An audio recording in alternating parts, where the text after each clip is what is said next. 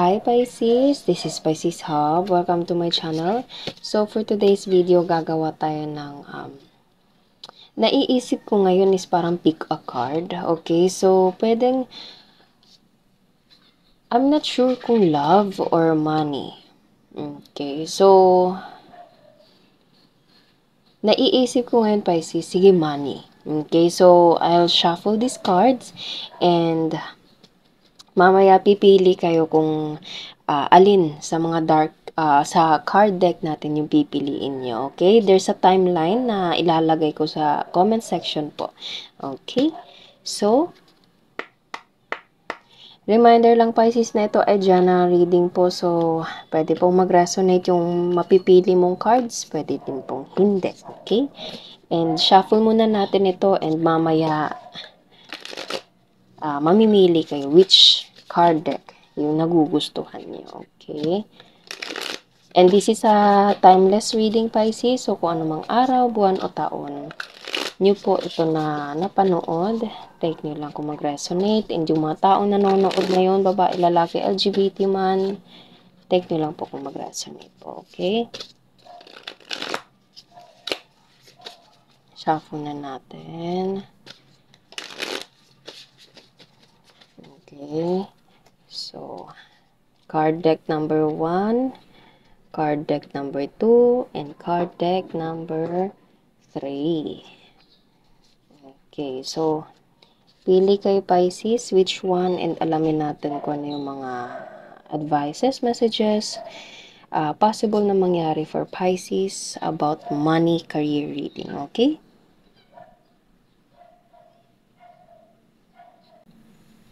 Okay, so ang pumili ng card deck number 1, this is your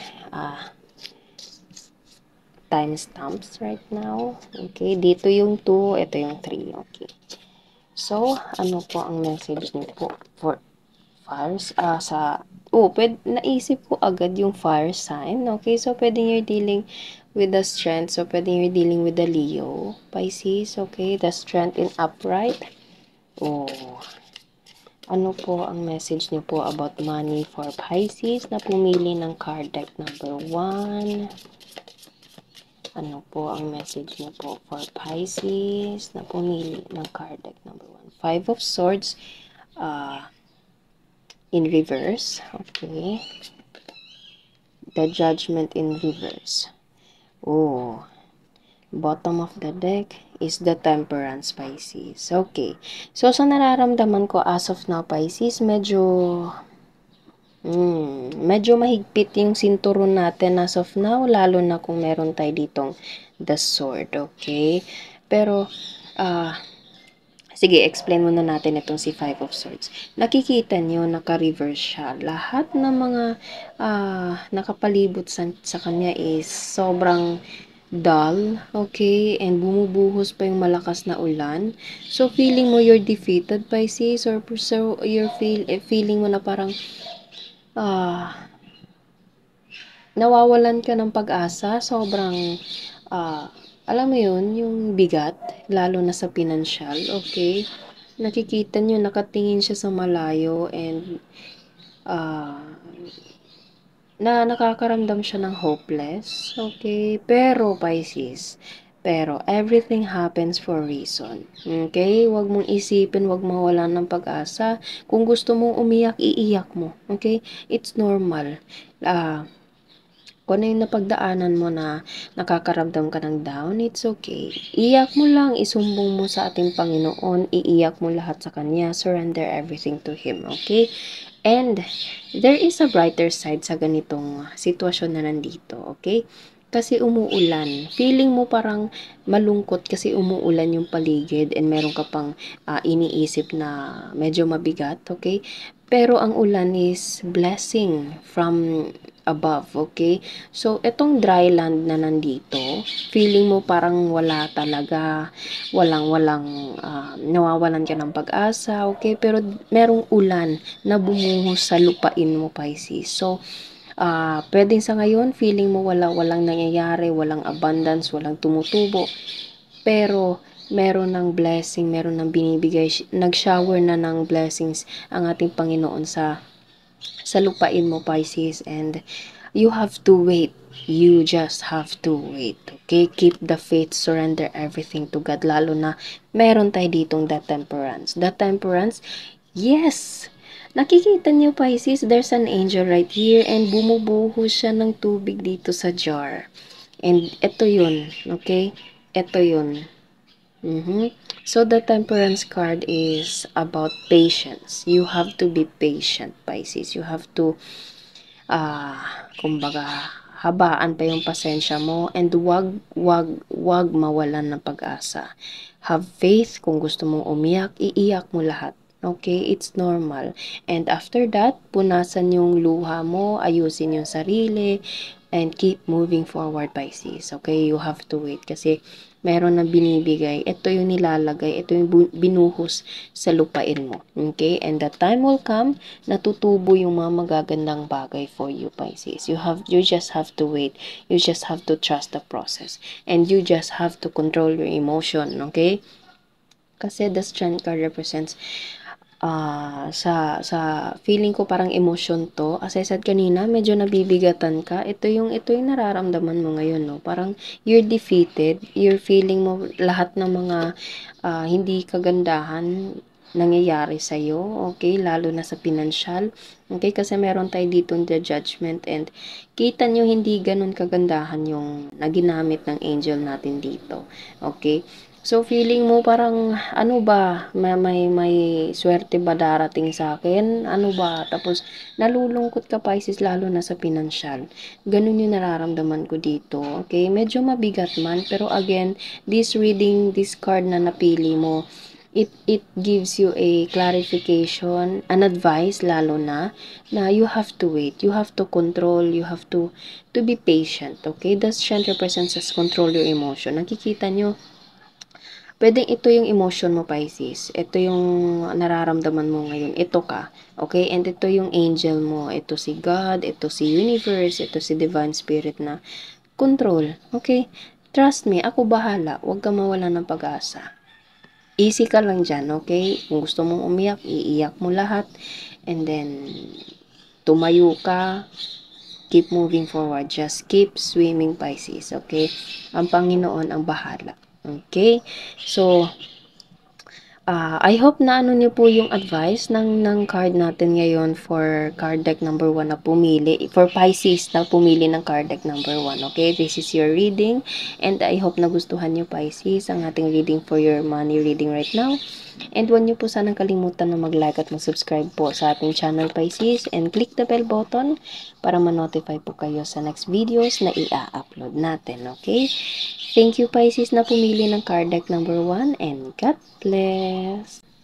Hi, Pisces, na pumili ng card deck number 2. This is your reading for money reading. Okay? So, ano po ang message niyo po for Pisces na pumili ng card deck number 2? Lalo na sa pinansyal, lalo na sa pera, lalo na sa pwedeng sa trabaho. Okay? The Lovers. Okay, in reverse.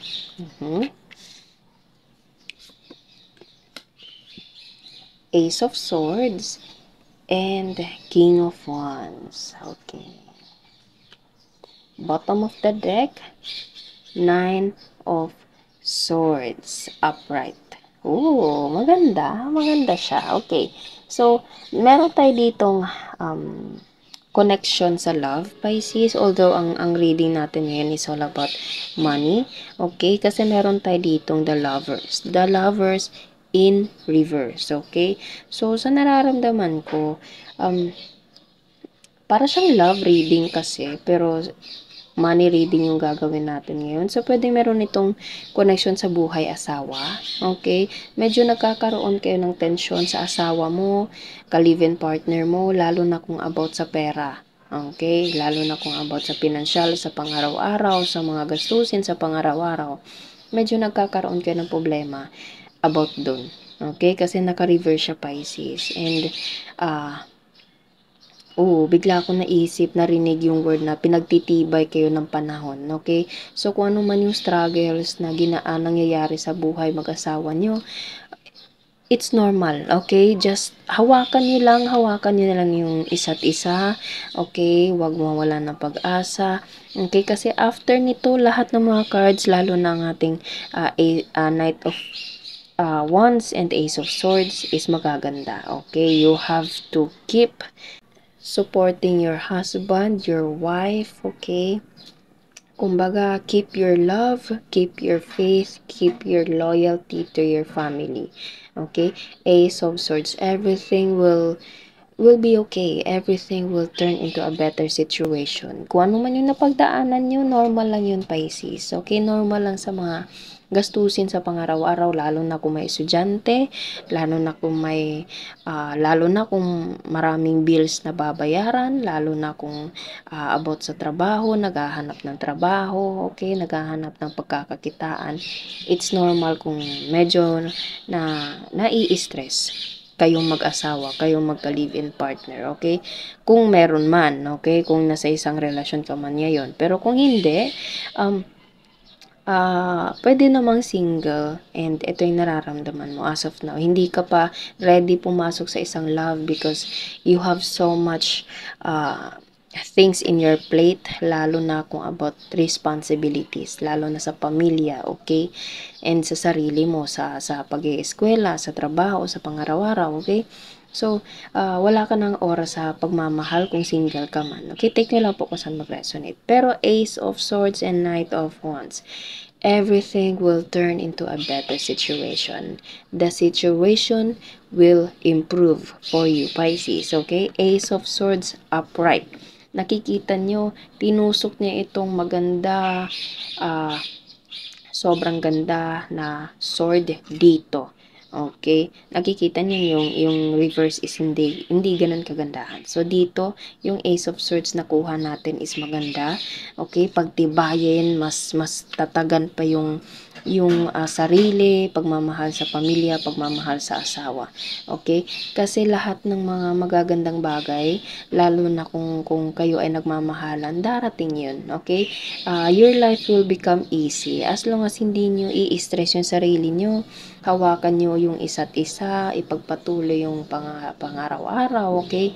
And huwag mag-away lalo na tungkol sa pera, Pisces. Lalo na kung palagi na lang nag-aaway na ganito, paano natin yung ganyan, okay? Lalo na kung pagod yung asawa nyo galing sa trabaho, yung asawa nyo na nag-aalaga sa mga bata, okay? Instead na pag-awayan nyo yung pera, pag-usapan nyo, magplano kayo, okay?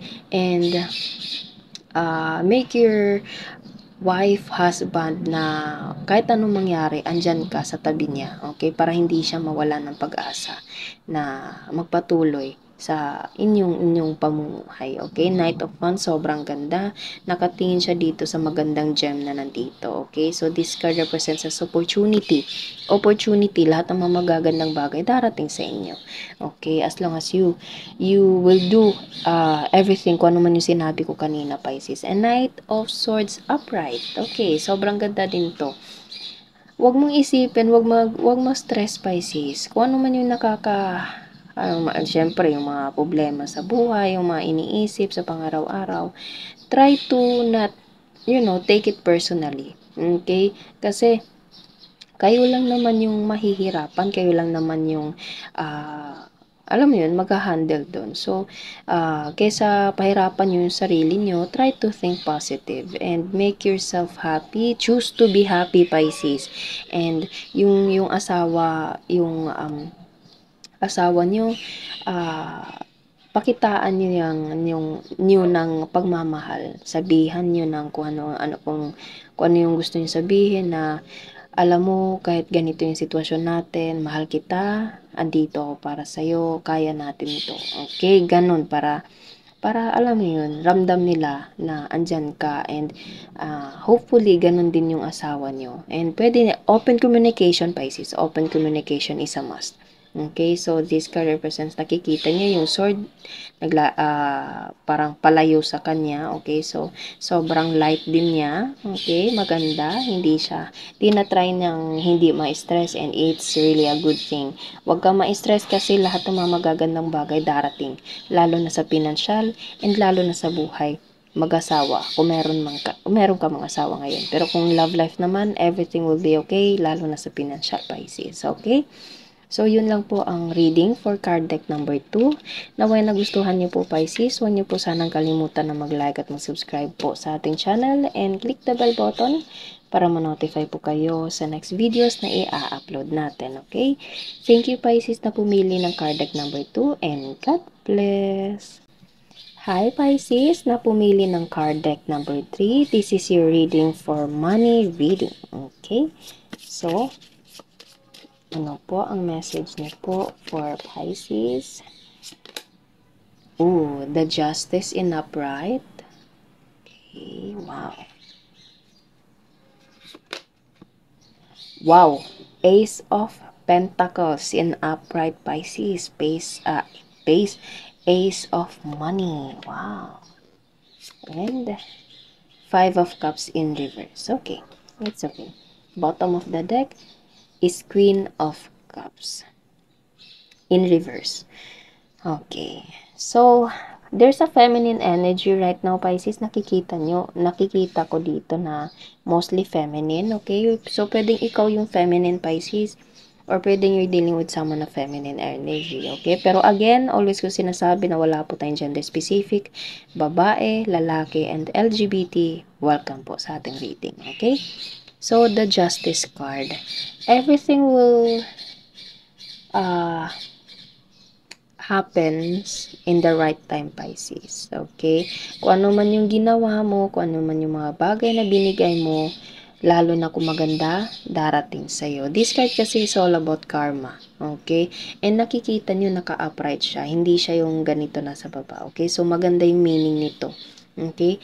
There's a genuine connection. There's a genuine situation na darating for you, Pisces. And sobra mo itong ikakasaya lalo na sa pera. Okay? Ace of money in upright. Okay? It's blooming. Ang daming magagandang flower. Parang familiar tong flower na to. Hindi ko lang alam kung ano to. Okay? Kung meron kayong alam kung anong klaseng bulaklak to, Pisces, comment down below na lang po. Okay? And there's a bees. Okay? So, sobrang ganda. There's a flowers and bees. So, namumulaklak. Okay? It's blooming. Kumbaga, nag-i-spread yung kagandahan. Okay? Kasi, di ba, yung bees pumupunta sa flowers and lumilipad siya sa ibang lugar and dun nagkakalat, nag-i-spread yung mga magagandang bulaklak, and this is your sign na ganun yung financial mo, Pisces. Okay? So, parang sa nararamdaman ko, meron itong connection about sa intention mo sa ibang tao. Okay? Kasi meron tayo ditong a Five of Cups and Queen of Cups in reverse, Pisces. Medyo mabigat, okay? Pero it's okay. Five of Cups, nakikita nyo, medyo malungkot siya, okay? Marami siyang iniisip, lalo na kung nakatingin siya dito sa mga alahas. So, pwedeng nagpaplano ka, Pisces, na magsangla ng alahas mo, yung mga bagay na importante sa'yo, okay? Kasi medyo ano sa financial, or meron kang utang sa isang feminine energy na palaging naniningil, okay? Pero yung paniningil nila, normal lang naman yun kasi umutang po, okay? Utang ay dapat bayaran, okay? Or pwedeng there is someone na ganito yung sitwasyon at ikaw yung, kumbaga, Pisces, ikaw yung naniningil. Pwede din ganun. Okay, take nyo lang po kung saan mag-resonate. Pero again, always ko pong sinasabi na everything happens for reason, and be kind. Be kind to all the people na nakakasalamuhan nyo, and also lalong-lalong na sa sarili mo, okay? So, kung ikaw man yung naniningil, Pisces, kung meron ka mang tao na sinisingil and hindi pa siya makakabayad, okay, pwede mong kausapin ng maayos kasi kung ano man yung ginawa mo, siyang darating sa'yo, okay? So, there's a justice card, so be kind sa kung sino man itong pinapautang mo, wag mong awayin, kausapin ng maayos, kung meron mang pagpipirmahang meron mang pirmahan na nangyari, pwedeng pag-usapan ng maayos, okay? Kung ikaw yung nagpapautang. Pero kung ikaw yung nangutang, Pisces, kausapin mo ng maayos. Wag, kung medyo galit itong taong to kasi naka-reverse siya, oh. Okay, medyo, alam mo yon yung naisip ko yung word na sakim, okay? Pero hindi naman siya, again, utang is utang. Kung ganun man, okay? Kung galit man tong taong to kasi matagal ka hindi nakabayad, try to ah try to explain further, okay? Wag mong pantayan yung galit niya, yung emosyon niya, okay? Magpakumbaba po, okay? And everything, surrender everything to God. As long as matugunan yung responsibilidad, gawin mo, okay? Again, be kind, kahit hindi ganun kagandahan yung intensyon ng ibang tao sa'yo, be kind pa rin, okay? And protect your peace, okay, Pisces? Or kung wala namang utang na involve, more on nakakaramdam ka ng disagreement, okay? Or parang hindi ka kontento, Pisces, okay? Kung wala mang utang, there's something na parang shortage sa nararamdaman ko dito and hindi ka kontento, lalo na sa financial. Pero there's a justice and there's an ace of cups, okay? As long as you're honest in daily living, Pisces, you're honest kung ano man yung ginagawa mo, lalo na sa trabaho, sa negosyo, lahat ng mga magagandang bagay na ginawa mo, babalik sa'yo 10 times, Pisces, okay? So, choose to be kind, honest, and ang guardian angel mo, ang ating Panginoon is nakatingin sa'yo, okay? So, give other people a kindness attitude and you will receive a wonderful blessing na galing sa itaas, okay? So, I hope na-gets niyo po. Huwag niyo po masamain kung meron po akong nasabing hindi kagandahan. Binasa ko lang po ang ating cards ngayon, okay? And Pisces, naway nagustuhan niyo po ang ating reading for card deck number 2. Okay, huwag niyo po sanang kalimutan na mag-like at mag-subscribe po sa ating channel. And click the bell button, Pisces, para ma-notify po kayo sa next videos na i-upload natin. Okay? Thank you, Pisces, na pumili ng card deck number 2 and God bless!